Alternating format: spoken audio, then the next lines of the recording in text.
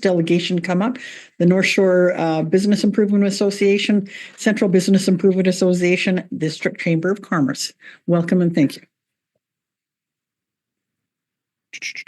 And we're up. Yes.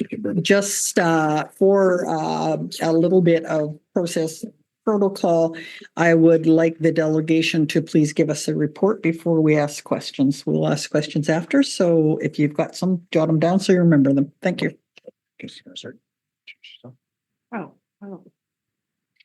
Hello, everyone. I'm Acacia. I'm with the Chamber of Commerce.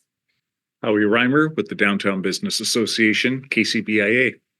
And I'm Jeremy Heighton. I'm with the North Shore Business Improvement Association. We're here today to present to you our Impact Survey 2024 on criminality and social disruption to business. Where we're going to run through this is we're going to run through the presentation I sent in earlier. It's about 9 slides, and then we'll have some opening opportunities for Howie and or Acacia to make additional comments if you'd like, and then questions and answers if that meets your requirements. Perfect. Excellent. Thank you. Okay, so let's go. So we're just going to hit the go. Go. Look at that. It works. All right. So as you probably know, the North Shore BIA began doing a Safe Street survey in about 2015 under Steve Bahalo. We adapted it in 2018, and then we further adapted it again in 2022. And we brought in the KCBIA and the Chamber to start to build a more robust data set. We didn't want the survey to just measure impacts on the North Shore. We wanted it to measure citywide. Since 2023, when we implemented even a newer version of it, we've actually had involvement from Kamloops. We've had involvement from Sahalee, Valley View, and other areas as well. And you'll see that data coming up here. Our goal is to build a robust data set that allows you to have an understanding of what the impacts are to business from criminality and social disruption. And we do separate them a little later on so that it's not just one broad brush stroke, but it's more specific. So the respondents. So what we see typically is we have seen an increase from the first time we did this in 2022 in this format. We had about 108 responses. This year we had 201. Each year we tend to have more and more businesses responding to this survey. Again, this is a business survey. It's not a residential survey, so it is somewhat limited by the number of businesses in each area. What we did see, though, was a corresponding data increase on the North Shore, downtown Aberdeen, and Valley View. So when we have increase in numbers of reports, we see those areas also have a slight rise in numbers of reporting. So when you look at it as a statistical percentage across the city, the numbers are pretty close to what they have been. So when we look at different, even though it's more reports, the numbers statistically are about the same percentage. So the interesting thing about the conversation was what types of businesses are most impacted. And what we find is the top 5 categories are actually front entry, what I call front entry style businesses. So entries like restaurants, public spaces, cafes. We have some professional services and health services. And these are all front entry with public washroom access typically. So what we're seeing is those are the types of businesses that have the highest level of impact, dropping right the way down into transit and government, which had no reports at all this time around. This is an interesting slide because what this does is this talks about the perception of people responding to the survey. So typically the way you look at the data survey and timelines is if you talk about BDC reporting, which is quite robust, they say that most businesses fail before the first 5 years. And so once you've been in business 5 years or longer, you're strategic, you're good at adapting to change, you're able to run your business very well. So what we see here is of the 200 and change surveys we got, 122 of them were from businesses who are in business more than 5 years. And what this tells us is these are people who are very good at running their business that are struggling with this particular area. So it actually validates the fact that we're having some challenges in this particular space. When we look at more specifics, what we look at is this, and it's a little hard to see this, but basically what we look at is 2 aspects of impacts to business. And one of them is the psychological impacts, the perceptual impacts. And so we asked 4 key questions here. And what's interesting is when you look at these numbers, the significant increase from impacts is slightly lower than last year, but the sum increase is a little bit higher. So what we think is happening right now is data is starting to level out. out, the level of impact is getting to the point where there's a sort of a numbness or a lack of, oh my God, there's so many people here, or that, oh my gosh, we're having so many problems. Because the problems are perpetuating, there's sort of this numbness or this sort of acceptance of the level of disruption that businesses are seeing. Having said that, 83% identify that there are impacts to business from criminality or social issues in the last year. 85% identify impacts to staff safety. 81% identify customer perceptions of safety continue to rise, and complaints received is approximately 75%. So these are significant impacts to a business, especially when you start getting into the economic health of a region. When you're starting to look at building business momentum and creating vibrancy in business, which of course has offshoots for community, sponsorships and sports teams and all sorts of things. These challenges to the perception of safety are very real for businesses because they can erode the bottom line and create this perception that we're not responding in an appropriate manner. So it's really important to understand that these are feelings that businesses have on a daily basis. We also said, well, okay, so if you're feeling these impacts, what's there? Why are you feeling these impacts? And what we did was we identified the top 10 things we hear on a daily basis from our members. Each of us are on the streets, in businesses every single day talking to people. And so we actually added a category this year, and the new category was fear and stress, because we kept hearing it sort of percolating through the conversation. And so quite surprisingly, it showed up as number 5 issue this year. So that means that business owners, before they even get to their businesses, are starting to think about, what do I do with that person in my driveway? Do I have enough security to stop shoplifting? Are my staff going to be safe if they're working late? Those kind of things are pervasive for business owners, and they really challenge a business owner's commitment to the organization to moving forward with their business. And we see that a little later on. So our top issues are pretty much the same top issues we've had the whole way along: standard loitering, trespass, drug use, vandalism, defecation. The fear and stress was the new one. Needles and all those other things continue as we always have had them. Theft does show up as the number 10 issue here, but it still has a fairly significant return, with about 35% of the respondents identifying theft as an issue. When we look at annual losses, this is specifically related to criminality of businesses. What we see is that between 2018 and 2022, businesses reported approximately $249,000 in losses over the 4-year period. When we introduced the new format in 2023, we saw a significant upsurge, 300% increase to $752,000. What we noted this year is losses are approaching $1 million. And so this is a massive impact to business. This is profitability out the window. And most of these things are related to criminality. Most of these things are limited to vandalism or other hard costs that the business is undertaking in their operations. Having said that, there is an opportunity. Like I say, most of the respondents are 5 years and plus. And so protocol changes start to occur: CPTED and crime prevention strategies, training, and all those types of things. And what we see is a fairly robust shift in business operations. 71% say they've changed their operations to accommodate. The numbers here have changed a little bit year over year, but generally speaking, they're fairly standard on the categories, with number 1 category here reporting out as being improving and changing locks, those types of things, security cameras, some lighting, some staff trainings in their fencing. So there's a bunch of accommodations or adaptions that business have made. And this is really important to understand, because we're not just talking about, oh my God, I'm so under stress and I can't take it. We're also saying we're actually making changes to try and accommodate the challenges that we face, and we're still having these challenges move forward. So with that in mind, we looked at the averages, and the averages have dropped a little bit per reporting business. And we think that the reason for that is that most of the really big ones, there were a few in last year, for example, that $180,000 one respondent had, and they were putting in all new fencing around the compound. So there's some big projects that we think came on stream last year.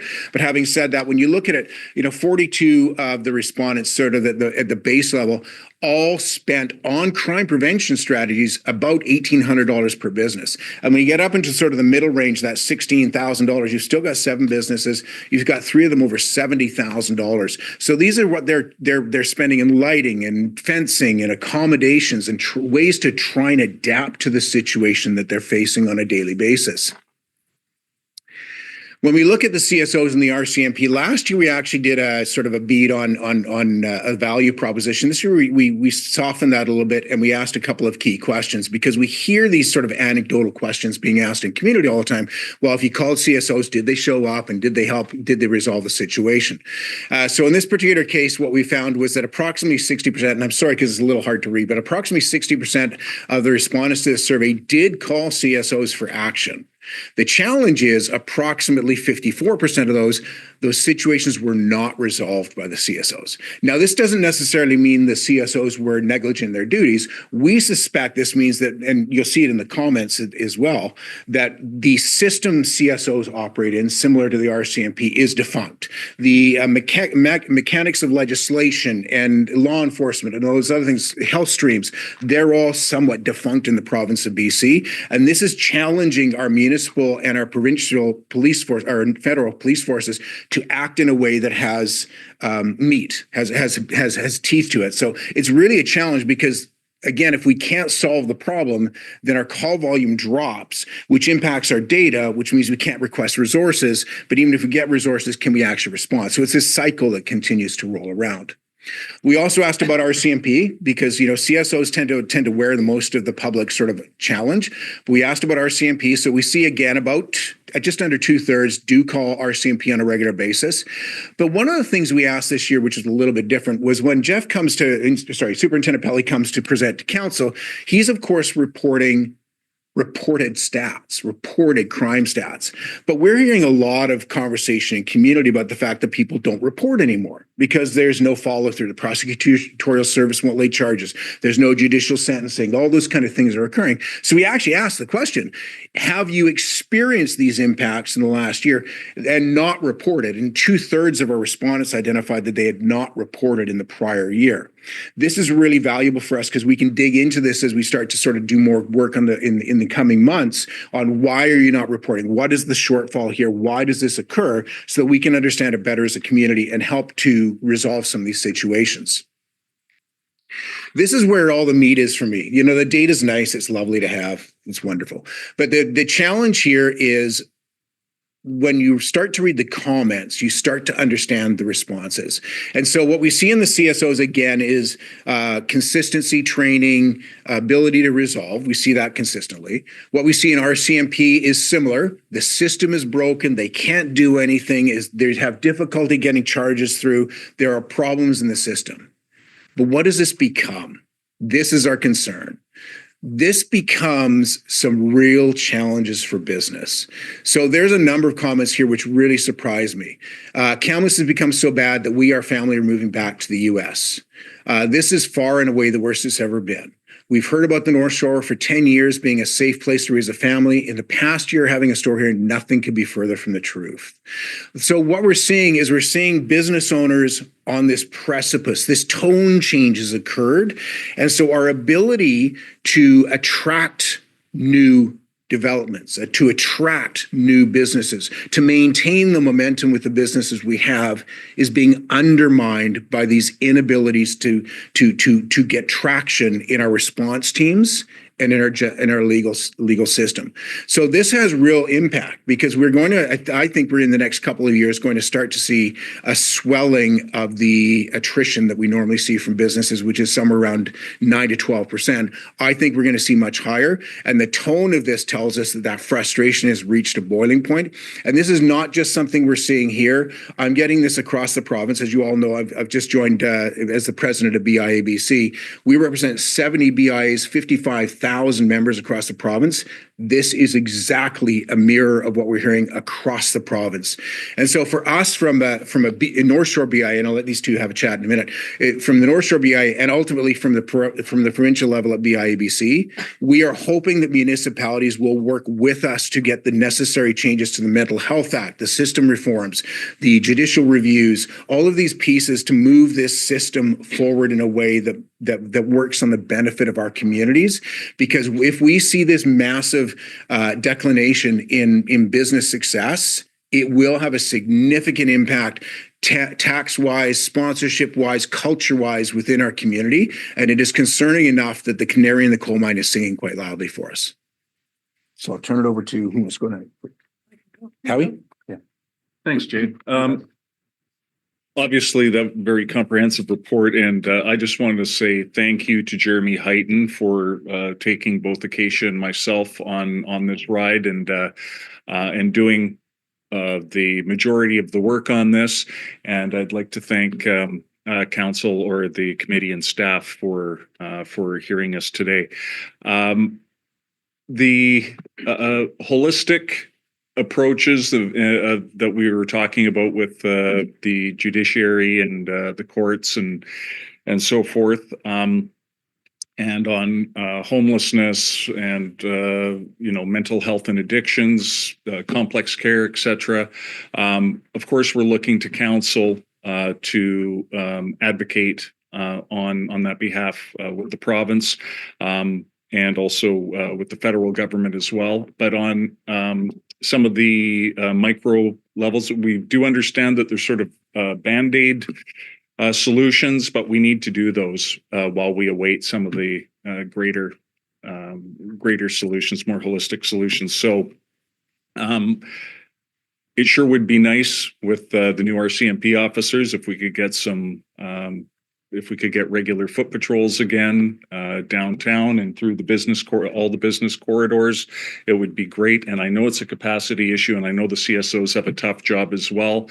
But when you've got encampments that last over a day, you've got, I just came from London Drugs, where there was someone having a mental breakdown and yelling, and there were a couple of elderly women that were hurrying themselves into London Drugs to get away. And we need to feel safe. We need to be safe. When we talk about the having concerns about stress and fear, that's very real. A lot of people are not coming downtown and into some of the business corridors because of those exact same things. So that's a very real thing as well.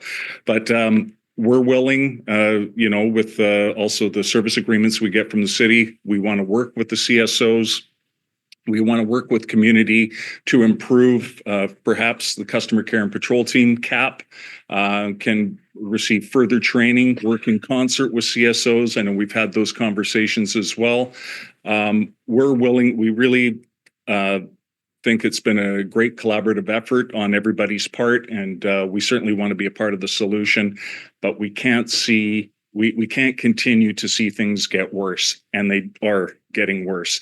And from the comments that you see, people are getting desperate.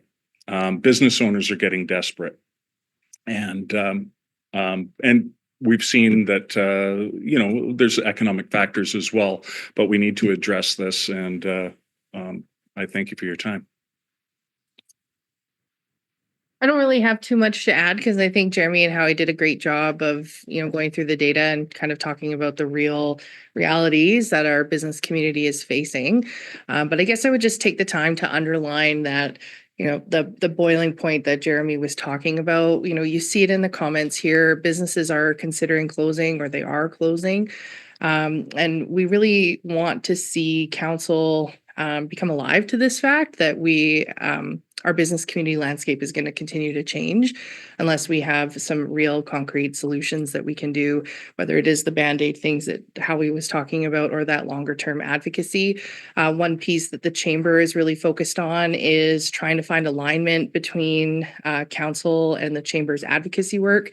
And I think one thing that would be really important for us is to have a kind of a priority list of what council will be focusing on for advocacy next year, so that we can see if there's any opportunities for us to work together in that work, because we feel like we need to have a bit more of a Team Kamloops approach. You guys have been doing a really good job, and I think there's an opportunity for our business associations to jump on board there. And then I would just also commend the work of Jeremy and Howie in putting all of this together. I don't know if you saw, but Small Business BC last week declared bankruptcy, and that's a government-funded business support organization. So the work that our groups do is immense in community, some that receive funding and some who don't. But I think it just goes back to the value that we all provide our members, and why that isn't a question for the groups that you have in front of you. So I guess open the door to more collaboration and more opportunities to work together, especially in that advocacy space. And maybe we'll invite the two guys back up here for some questions. Thank you. Thank you very much for your presentations. We'll go now to some questions, which I'm sure we have. Kelly, would you like to start? Yeah, okay. Trouble.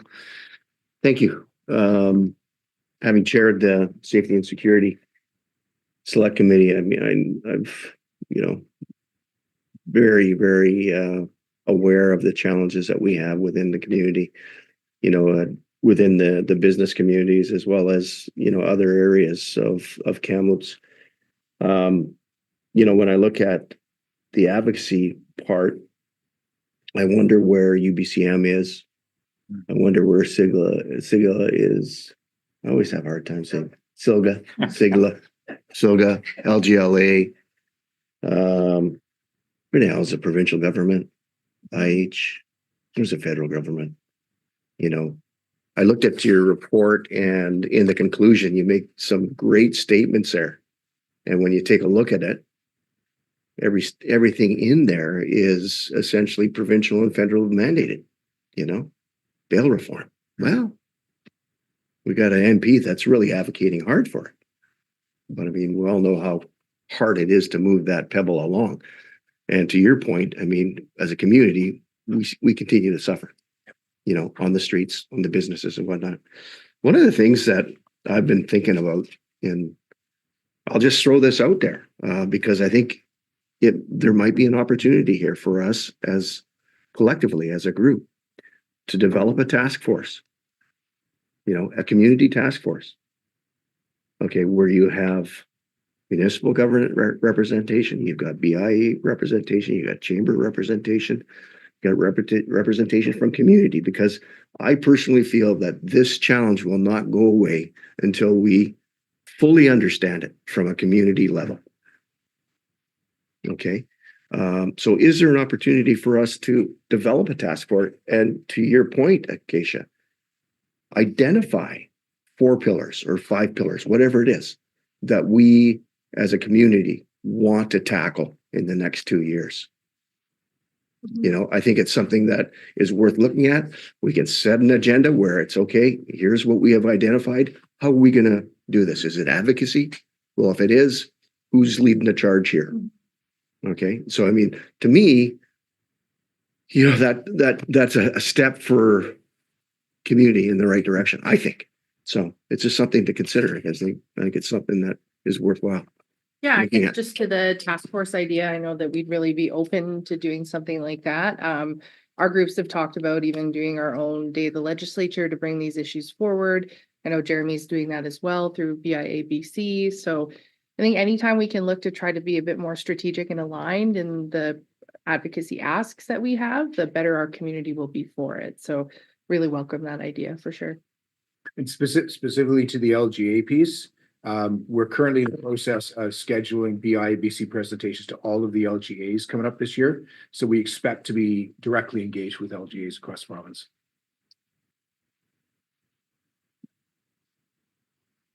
Thank you. Councillor O'Reilly.